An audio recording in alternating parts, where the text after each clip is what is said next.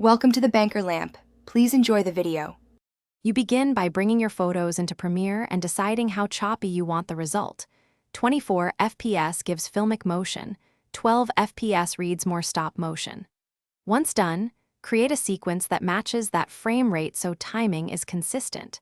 Make sure you either import as an image sequence or set each still to 1/4 frames long. This is the essential timing decision. By controlling per image duration early, you avoid retiming work later and keep your edits predictable as you build the animation. Once your images are placed, focus on movement and visual continuity. You can automate placement or drag them manually. Use the transform effect to add tiny position and scale keyframes so objects appear to move naturally. Make sure to ease keyframes to prevent mechanical snapping and keep movements small. Stop motion reads best with incremental shifts. If seams or flicker appear, correct exposure and white balance on keyframes.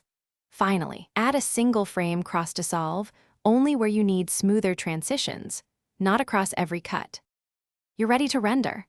Nest your timeline if you use transform or layered effects so Premiere treats it as a single clip, then export using H.264 and match the sequence frame rate to avoid dropped or duplicated frames.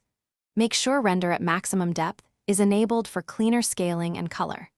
If the final clip looks jittery, check that your export frame rate equals your sequence rate, verify the numbered image order, and purge media cache.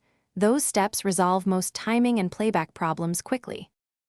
Thanks for watching. If this was helpful, leave a like and consider subscribing. See you next time.